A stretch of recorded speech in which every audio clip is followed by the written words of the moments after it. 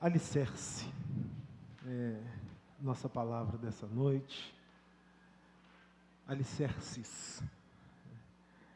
E nós vamos entender o porquê do plural desse termo. Feche seus olhos mais uma vez, vamos falar com o Senhor. Pai, a Tua palavra é boa, perfeita, agradável. Ela é também cortante, como faca de dois gumes, que separa juntas e medulas, a alma e o espírito. É a única capaz de fazer isso. É a Sua palavra. Então, que ela venha completamente nos trazer o entendimento do Espírito para o que o Senhor quer nos dizer nessa noite. Em nome de Jesus. Amém. Diga um amém bem forte aí. Amém. Aleluia. Eu tenho um amigo, tem muitos anos que eu não vejo. Eu sou amigo de longa data, sabe, gente? Eu estava falando com uma amiga minha antes do culto, Aninha, lá de São Paulo. Tem 20 anos que eu não vejo. Aí ela escreveu um negócio no Facebook lá, eu comentei, do bairro que ela morava, né? Falou, nem moro lá mais. Eu falei assim, mas também tem 20 anos, né? E tem um outro amigo, que tem mais um tempo que eu não vejo, deve ter uns 25, Menezes. É um pastor africano que mora aqui no Brasil há muitos anos. E deve ter mais de 25, né? E um dia o Menezes me disse uma frase que eu nunca vou esquecer. Ele com aquele português meio arrastado assim do africanês, né?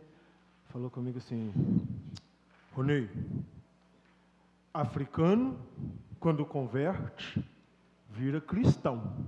Brasileiro muda de religião. Aí eu falei assim, por que, Menezes? Ele me disse assim, porque nós africanos, quando nós aceitamos Jesus, a gente descobre que a gente foi livre do inferno. Vocês nunca tiveram no inferno, como nós estivemos. Palavras dele. Em termos de opressão, em termos de cadeia de nações que não têm a sua cultura cristã, né? Nós vivemos num país que temos uma cultura cristã. Então, é muito difícil você pegar algum brasileiro que nunca ouviu falar de Jesus. Não conhece Jesus, não conhece o cristianismo. Não é difícil? Muito difícil. Mas na África existem milhares e milhares de pessoas que nunca ouviram falar o nome de Jesus. E ele era uma dessas pessoas. E aí, nessa conversa, ele me disse assim, eu vou te contar como eu converti.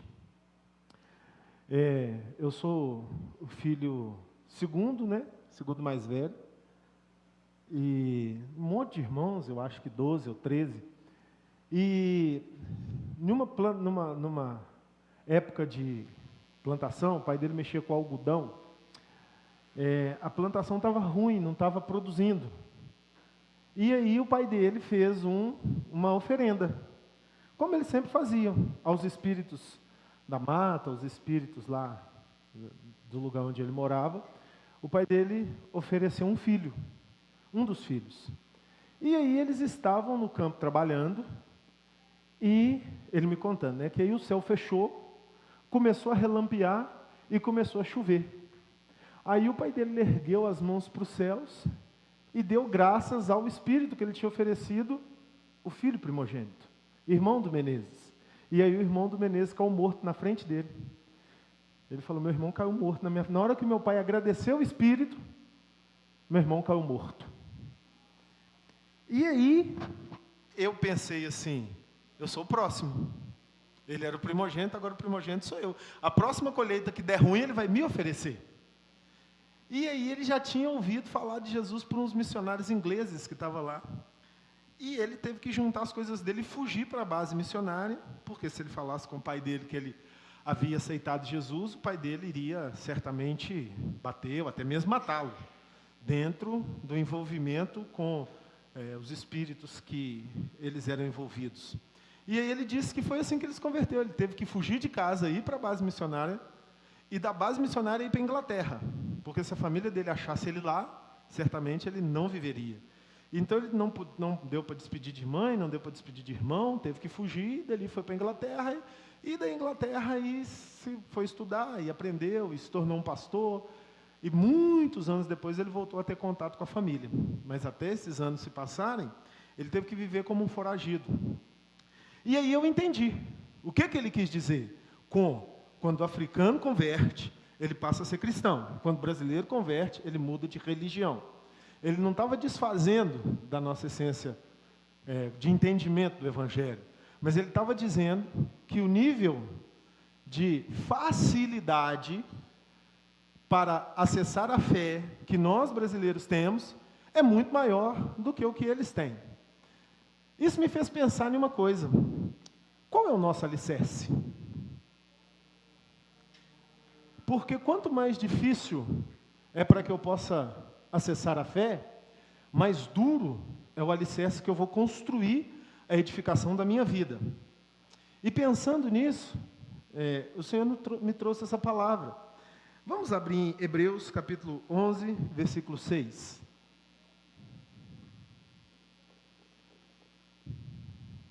Ora, sem fé é impossível agradar a Deus. Agradar-lhe nessa tradução. Porque é necessário que aquele que se aproxima de Deus creia que Ele existe e que é galardoador daqueles que o buscam. Não tem como agradar a Deus sem acreditar nele. Se não acreditamos no Senhor, nós não agradamos a pessoa dele. Porque quem se aproxima de Deus precisa acreditar que Ele existe e que é galardoador daqueles que o buscam. Por isso que as facilidades para acessar a fé são um complicador da fé. Porque as facilidades podem criar o caminho de uma pseudo-fé. O que é uma pseudo-fé? Parece que é fé, mas não é. É convicção, é conivência. Já ouviram falar aí? É convencido, não é convertido. Porque é muito fácil, é muito comum. Eu nunca lidei com a dureza, as opressões ao nível, como por exemplo, do Menezes. Então, a fé para mim é uma coisa ideológica. Gente, a fé não é ideologia. A fé não é crendice. A fé não é religião. A fé é um compartilhar do natural de Deus, que é o sobrenatural do homem. Então, sem desenvolver essa fé, é impossível agradar a Deus. Logo, muitas pessoas que se dizem estar próximas de Deus não estão agradando a Deus, porque não acreditam verdadeiramente que Ele existe e que é abençoador, galardoador daqueles que o buscam. Nós precisamos acreditar que Deus está conosco. Aconteça o que acontecer, nós precisamos acreditar que o Deus dos céus, da terra, do mar, que ressuscita o morto, que cura a enfermidade, que abre os mares, que multiplica os pães, esse Deus está comigo, está com você. Essa é a fé que agrada a Deus. Esse é o alicerce que nós precisamos fundamentar a nossa fé. Agora, se nós procuramos facilidades na vida, e infelizmente o ser humano procura muita facilidade em todas as áreas da sua vida, nós não vamos edificar a nossa fé na rocha, que agrada ao Senhor. A construção da nossa vida tem que ter como objetivo final a longevidade, não a facilidade. Qual é a longevidade que Deus prometeu para nós? A eternidade. O objetivo da construção da minha fé tem que ser viver a eternidade com Deus, não as facilidades dos momentos do dia a dia. Vamos em Mateus capítulo 7, versículos 24 a 27.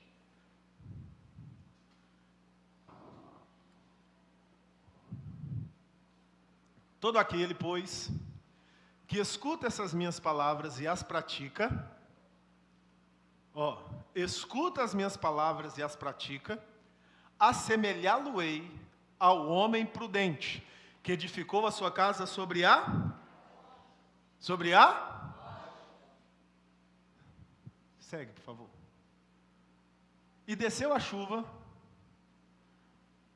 e correram os rios, e assopraram os ventos, e combateram aquela casa, e não caiu, porque estava edificada sobre a...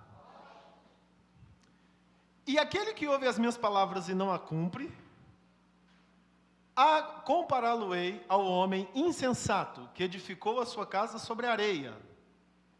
E desceu a chuva, e correram os rios, e assopraram os ventos, e combateram aquela casa, e caiu, e foi grande a sua queda. Vocês conseguem ver dois terrenos? Conseguem perceber? Dois terrenos para construir alicerces. Nós precisamos escolher qual terreno vamos construir o nosso alicerce. E Jesus disse, aquele que ouve as minhas palavras e as... Vou comparar o homem que construiu a sua casa sobre a rocha. Ouvir e praticar as palavras de Jesus nesse mundo que nós vivemos, ou que os nossos antepassados viveram no mundo, é como construir uma casa na rocha, é como quebrar rocha, é como quebrar pedra. Para ouvir e praticar a palavra de Jesus, gente, a gente tem que estar o tempo todo andando na contramão do sistema. O mundo jaz no maligno. Nós não somos desse mundo. Nós somos de Jesus. Nós somos da fé. Então, quando nós praticamos a palavra de Jesus, nós vamos estar quebrando pedra. Nós vamos muitas vezes ser chamados de ridículos, muitas vezes ser chamados de fanáticos, muitas vezes ser chamados de radicais, muitas vezes ser chamados de bobos, porque nós não aceitamos a conivência do mundo, nós não aceitamos a mentira, nós não aceitamos o engano, nós não aceitamos os vícios, nós não aceitamos a prostituição, nós não aceitamos a sonegação, nós não aceitamos a manipulação, nós falamos a verdade, é ou não é, gente? Nós estamos aí no mundo, como é que as pessoas se dão bem no mercado de trabalho? Sendo falsas, rindo aqui, metendo pau ali, é ou não é assim que funciona, gente? É o sistema do mundo, não é só no mercado de trabalho, não. É na escola, é na faculdade, é em todos os lugares. Reina a mentira, reina o engano, reina o pecado, reina a manipulação, reina a prostituição, reina os vícios. Então, para praticar as palavras de Jesus, eu e você somos quebradores de pedras. Quebrar pedras caleja as mãos. Falar a verdade implica em perdas. Ser honesto implica em perdas. Renunciar ao pecado implica em uma briga interna. Como Paulo dizia, eu esmurro a minha carne, para que possa brilhar a glória de Cristo através de mim. Então, construir a casa na rocha não é fácil e não é para qualquer um. É para quem decidiu construir a sua casa em Cristo. As construções estáveis exigem mais esforço, mais foco, determinação, decisão, renúncia. Construção que permanece é construção que foi difícil de fazer. Aqui no nosso estado, nós vemos muitas construções em rochas. Tem vários lugares, nosso terreno aqui do Espírito Santo é um terreno rochoso. Eu estava, um dia desse, conversando com uma pessoa que mexe com terra, e aí, lá para o lado de Campinho, como é que é aquele outro? Marechal, estava falando o tanto de estratégia que tem que ter para plantar. Porque tem lugares que dá meio metro de terra, depois é leito de rocha. Não adianta, se não souber mexer com aquilo ali, vai perder tudo. Porque a rocha é muito difícil. Mas quando vai se construir na rocha que consegue perfurá-la, consegue edificar a sua construção, essa construção ela vai durar, a tempestade não vai abatê-la, a tempestade não vai derrubá-la. Então, se você está querendo construir a sua vida em Jesus, está passando por tribulações, está passando por luta, está passando por dificuldade, não desanime, não ache que você é o pior dos seres humanos, não ache que Deus não te ama, entenda, você está edificando para a eternidade. haverá uma recompensa nesses calos nas suas mãos. Continue quebrando a rocha. Você está edificando a sua vida em Jesus. Fundamentar a vida, entenda o paralelo, em terreno macio, é muito mais atrativo.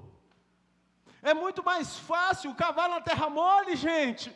É muito mais fácil cavar na argila. Meter a picareta lá na terra, não precisa nem fazer força, é mole. Mas constrói a sua casa na facilidade para você ver. Quando a tempestade vier, vai levar a sua casa. Então, quando Jesus nos dá esse conselho, aquele que ouve as minhas palavras e as pratica, Jesus está dizendo para nós: tende bom ânimo, eu venci o mundo. Eu quebrei a rocha da dureza da vida e eu edifiquei uma casa na eternidade. E o Senhor Jesus nos disse: eu vou preparar morada para vocês. Então, quando nós estamos construindo a nossa vida no Senhor, nós estamos conectando o alicerce da nossa construção da existência na eternidade. Lembre-se, você precisa escolher. Ou você constrói a sua vida para longevidade, ou você constrói a sua vida para facilidade. E tem muita gente que quer juntar as duas coisas. Quer ser eterno e fácil. Nananina não. A porta que leva para a salvação, ela vai ser sempre estreita e apertada. O caminho que leva para a perdição, a porta que leva para a perdição, vai ser larga e espaçosa. E muitos são os que acertam com ele. Então, nós precisamos tomar uma decisão. E eu espero que a sua decisão seja edificar a sua casa na rocha. No alicerce difícil, mas no alicerce eterno. Seguimos Cristo para quê? Para que você segue Cristo? Para facilitar ou para eternizar a sua vida? Tem muita gente que vem para Jesus enganado, quer facilitar a vida. Aí converte, eu já ouvi isso, eu tenho certeza que você já ouviu isso. Você já ouviu isso. Ah, depois que eu converti, ficou tudo mais difícil. Ah, depois que eu converti, teve problema no meu trabalho. Ah, depois que... Quem já ouviu isso? Quem já ouviu isso? É por quê? Porque depois que você converteu, você recebeu uma marreta e uma talhadeira. E o Espírito Santo falou: cava aí na rocha. Na rocha, Senhor? É na rocha que eu vou edificar a sua vida, porque a tempestade vai vir e não vai derrubar você. Não se desanime se está difícil, se alegre. Você está no caminho certo. Você pode aplaudir o Senhor por isso? Você está no caminho da eternidade, não da facilidade.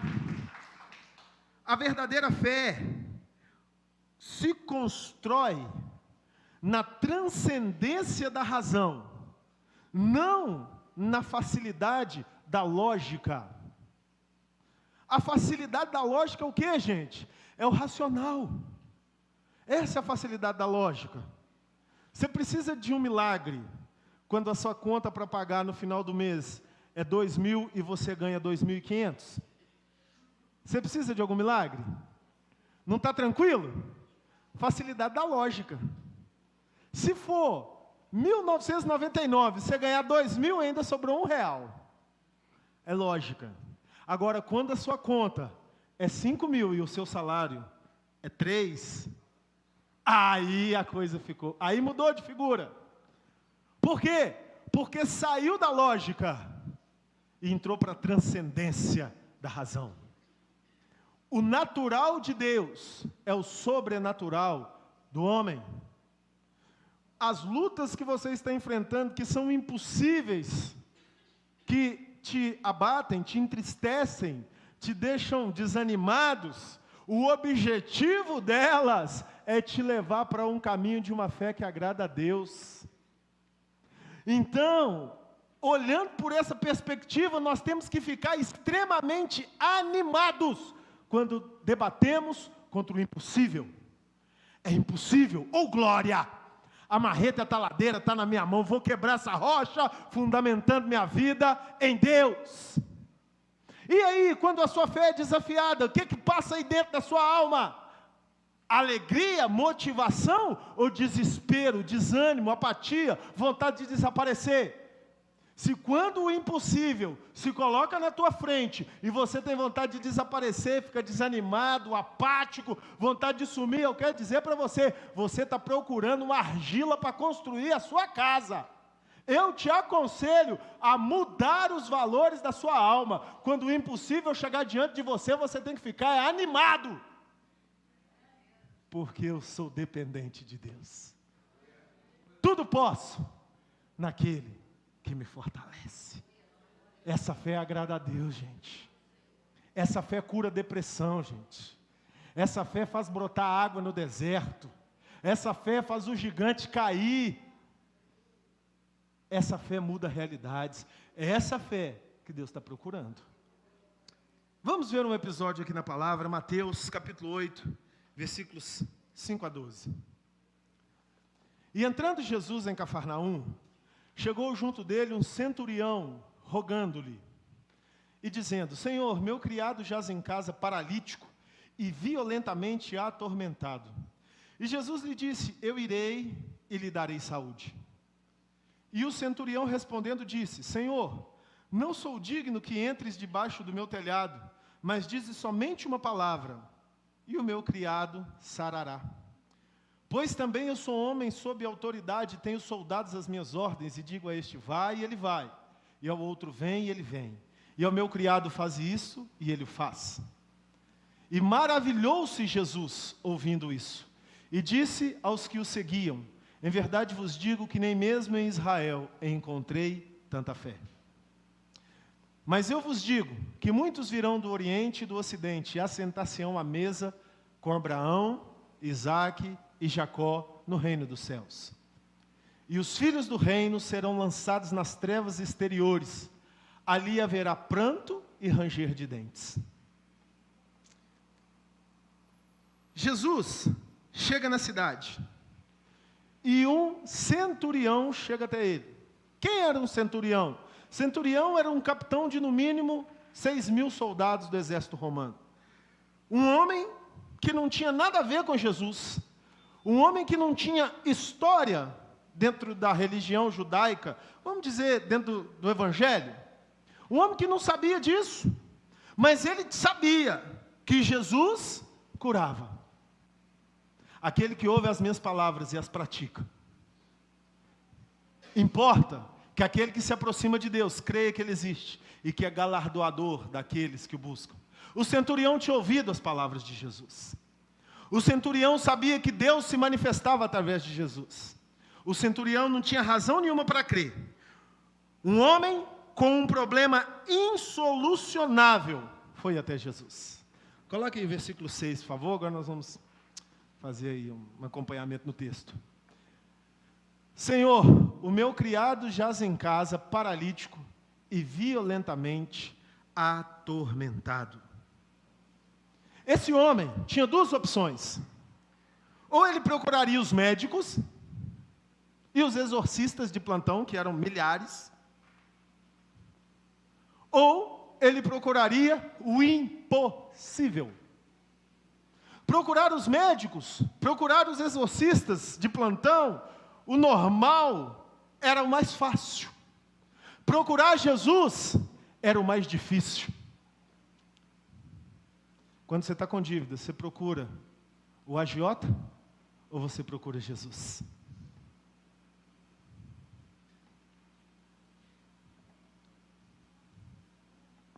Entendeu o paralelo? É mais fácil ir no racional. É mais fácil ir aonde o braço da gente alcança. É mais fácil tentar dar um jeito. A fé sempre vai nos desafiar. E aqueles que vão para a fé, vão para a dureza do impossível. Mas lembre-se, fé é transcendência da razão, não facilidade da lógica. Em qual terreno você está construindo o alicerce da sua vida? É a pergunta.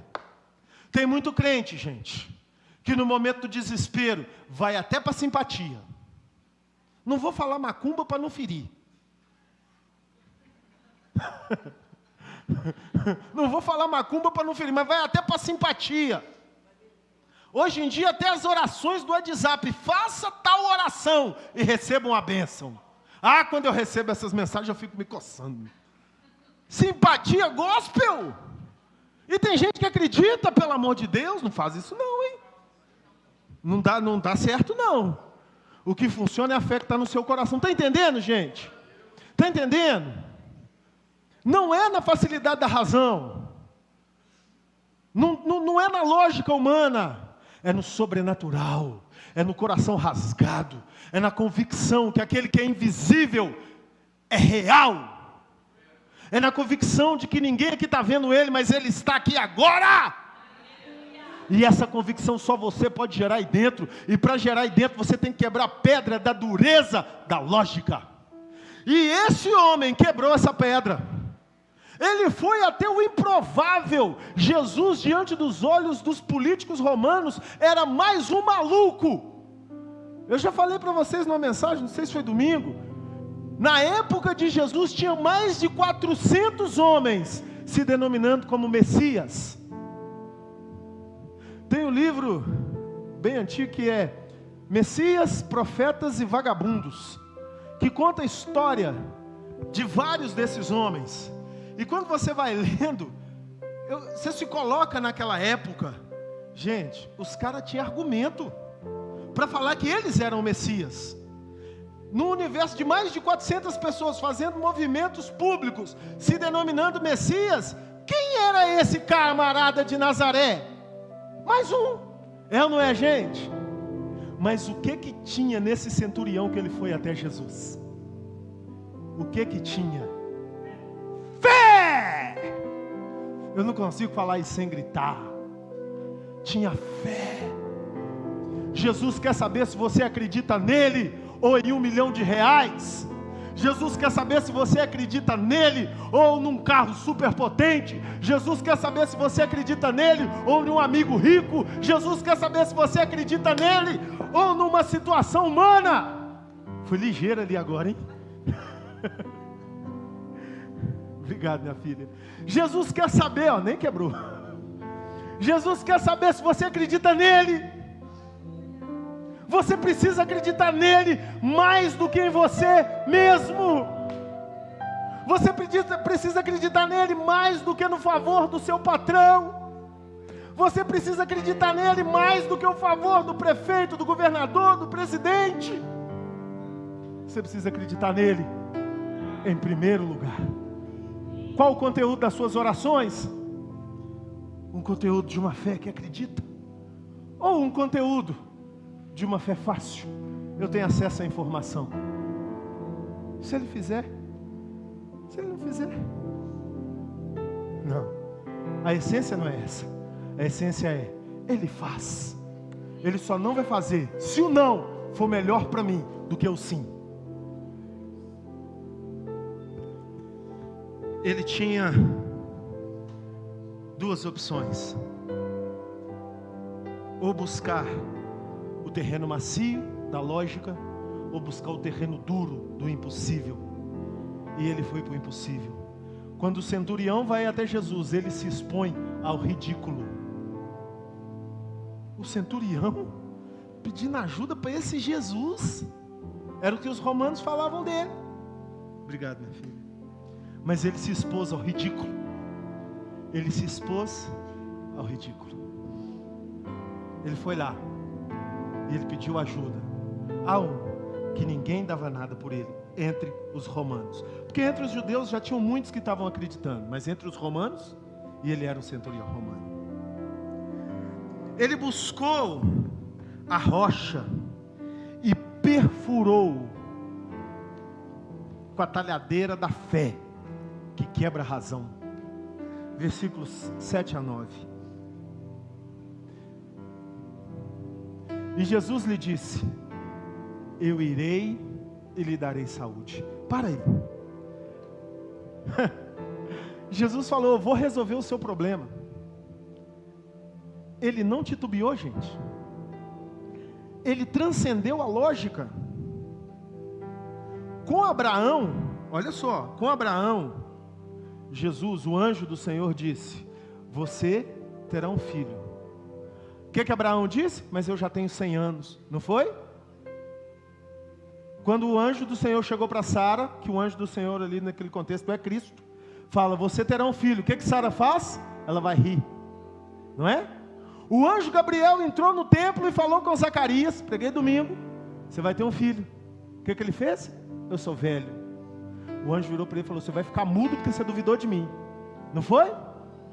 Homens de Deus, o pai da fé, Abraão, colocou uma dificuldade para Deus. Não colocou, gente? Se o Senhor falou comigo, Ronei, você vai ter um filho, eu vou falar, vai ser gordinho ou vai ser moreno? Amém? Vocês estão entendendo? Ele colocou uma dificuldade, porque era impossível. Olha o que esse camarada, que era um centurião romano, falou para Jesus, eu irei e lhe darei saúde. Vai, continua o texto. O centurião respondendo disse, Senhor, não sou digno que entres debaixo do meu telhado, mas dize somente uma palavra, e o meu criado sarará. E ainda completou, fez a massa, colocou bolonhesa, colocou queijo parmesão, foi recheando. Pois também eu sou homem sob autoridade, rabá, sou de cantarabá, e tenho soldados às minhas ordens, e digo a este vai, e ele vai, e ao outro vem, ele vem, e ao meu criado faz isso, e ele o faz. Olha o que esse cara falou para Jesus. Qual era a reação de Jesus, gente? Ficar maravilhado. Versículo 10. E maravilhou-se Jesus ouvindo isso. E disse aos que o seguiam, em verdade vos digo que nem mesmo em Israel encontrei tanta fé. Jesus ficou maravilhado com ele, porque esse homem não tinha razão nenhuma para crer. Ele não tinha razão nenhuma para acreditar em Jesus, pelo contrário, ele tinha razão para duvidar, mas ele acreditou tanto, que ele falou, Jesus, não vai lá em casa não, só fala, que o meu servo ficará curado, e deu o exemplo, recheado. Eu também dou ordens e acontece. Jesus, eu mando um WhatsApp aqui, chega lá nos Estados Unidos, então se eu dar uma palavra aí no céu, chega aqui na terra agora. É imediato, é instantâneo, acontece. Gente, esse cara capturou o coração de Jesus. Vocês entendem isso? Esse cara entrou no céu, todo balamanhado do Império Romano. Ele acreditou na rocha da nossa salvação. Aí Jesus ficou animado. Estavam lá os judeus, os fariseus, o povo hipócrita. Eu imagino Jesus, achei, nem Israel achei tanta fé. Sabe o que Jesus fez? Jesus falou para os judeus, a fé não tem sobrenome, a fé tem alicerce. Não importa se você é filho do pastor, é filho do apóstolo, é filho do líder mais exemplar do mundo, a fé não tem sobrenome, a fé tem alicerce. Ou se você não é filho de ninguém, entende a comparação? Os judeus que estavam ali eram filhos de uma ordem sacerdotal, de uma família que tocava em Arão, que tocava em Moisés, que tocava em Abraão. Não, acabou isso. Agora entra qualquer ser humano pela fé. De todos os povos fez um. A fé não tem sobrenome, a fé tem alicerce. Quem está na rocha, está na rocha. Pode ter sido drogado, bêbado, perdido, prostituta, pode ter sido qualquer coisa. Creu, Jesus transforma. Jesus transforma e se torna uma pessoa cheia do Espírito Santo. Deixa eu te dar um segredinho. Quando o diabo vier te lembrar do seu passado, jogar uma depressão no seu coração, fala, mas você fez aquilo outro, você era aquilo. Fala assim, para diabo, você está falando do que passou, que não me toca mais. Agora deixa eu te falar do seu futuro, o que vai acontecer. você vai morar no lago de fogo, enxofre, infeliz. Ele vai parar na hora. Ele vai parar na hora. Então, quando o diabo vier falar do seu passado, fala para ele do futuro dele. E para de remoer o seu passado. Você creu? Quem crê em Jesus? Quem está no alicerce da fé? Tudo é possível para você. Se você recebe, aplauda o Senhor Jesus. Aplauda o Senhor Jesus. Maravilhe Jesus. Não duvide de Jesus. Acredite. Jesus pegou o gancho. O homem não tinha razão nenhuma para crer, mas ele creu além de todas as razões. O Senhor Jesus então pegou o gancho, versículos 11 e 12. Mas eu vos digo que muitos virão do Oriente e do Ocidente e assentar-se-ão à mesa com Abraão, Isaque e Jacó no reino dos céus. E os filhos do reino serão lançados nas trevas exteriores. Ali haverá pranto e ranger de dentes. Aqui Jesus definiu os alicerces. Os filhos do reino, cuidado, para que não fiquem achando que a fé é um terreno macio. Cuidado, filhos do reino. A fé vai ser sempre dura. O alicerce eterno vai ser sempre mais difícil do que nós achamos que podemos suportar. Por isso eu entendo a frase do meu amigo Menezes: africano, quando converte, vira cristão. Brasileiro muda de religião. Os filhos do reino serão lançados nas trevas exteriores. Ali haverá pranto e ranger de dentes. Aqui Jesus está dando um alerta para os fariseus. Vocês têm Moisés, vocês têm os profetas, vocês têm a religião, vocês têm o Talmud, vocês têm o Torá, vocês têm tudo. Mas vocês usam a religião para facilitar a vida de vocês. Virão do Oriente, do Ocidente, sem nenhuma condição de crer, mas crerão. E se assentarão no reino com seus patriarcas. Você consegue entender isso? Tudo está no alicerce. Qual tem sido o alicerce da sua vida? Você tem sido um fugitivo de lutas? Ou você tem sido um cavador de rocha? Cave nas rochas. Você está construindo uma casa na eternidade. Concluindo, versículo 13. Então disse Jesus ao centurião: vai, e como creste, te seja feito. E naquela mesma hora, o seu criado sarou.